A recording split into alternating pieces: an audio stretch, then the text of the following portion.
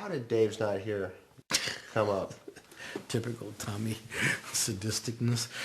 There's a little studio area in the Charlie Chaplin Studios, A&M lot. And so the screening room. And so I went inside, we both went in the screening room, and Cheech put on a lot of costumes, you know. He had an overcoat and a hat. He was going to go outside, and then he was going to say that he's like a drug dealer, you know, he's going to knock on the door. And I was supposed to open the door and then, you know, let him in. And there's an acting exercise, you know, where you go outside the door and you knock. I never knew about this exercise, but anyway, it was just my instinct, you know. He went outside and I turned on the tape recorder and he knocked on the door, and I wasn't looking at the tape recorder, so I wasn't sure if it recorded or not. So when he knocked, I said, "Who is it?" And I was supposed to kind of knock on the door, and the guy said, "Come in," and it was a whole other bit about something, the employment office or something like that. And so he said, "Hey man, you know, go dress up in the coat and the thing and the bag and the hat." Okay, just get in the character. I said, "Okay." So I go out there and I said, "It's hot, it's boiling." I'm just in this long coat and boom, boom, boom. "Who is it?" The fuck? So then I waited, you know, because I looked at the tape recorder and the needle wasn't moving. Of course, we weren't speaking. And every time we'd speak, I'd look away, so I you know, wasn't staring at the tape recorder. So when I was looking at the tape recorder, wondering whether or not it was working, Cheech knocked again. And I seen the needle jumping, so I knew it was working. So I said, "Oh, we'll start the bit again." So I said, "Who is it?" So I just kind of got into character. It's Dave, man. And then it was Tommy fucking with me. I said, "Who?" He goes, "It's me, Dave, man. Now open up."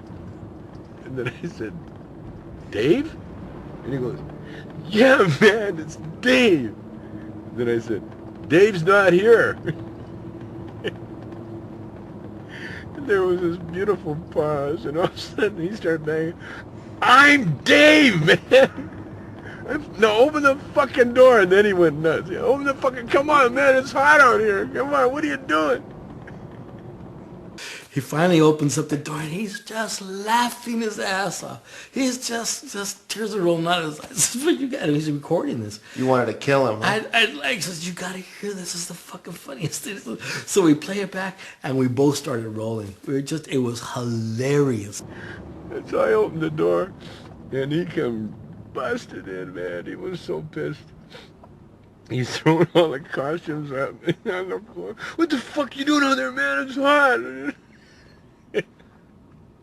I couldn't stop laughing. I said, listen. So we rewound it and we played it back. Now, that was the only time, I swear, the only time, well, a couple of times where we just sat and played the thing over and over again and laughed. Just laughed ourselves sick. We were like the biggest Cheech and Chong fans ever. And then we took it around. We played it for everybody. And everybody that heard it just cracked up. Just loved it. And that night, we went in and recorded it for real, you know. And we never even came close. It was funny, but we never came close to the original recording, which we couldn't use because, you know, it was that little tape recorder. It was so simple, just the simple thing. But it captured everything, the paranoia of the time, the drug culture. It was just a little slice of life that everybody identified with. Right. And just simple, one chord. And so then we actually had to go recreate it in the studio. It was nowhere near ever. We never got near what it was originally. No. But it became an iconic thing, an iconic bit. You know, everybody knew it. What happened to the original? I don't know. It was on a little cassette. You know, we got lost somewhere in the process. You know. Oh man, that was so funny. Where is that original recording? Gone. That was 37 years ago.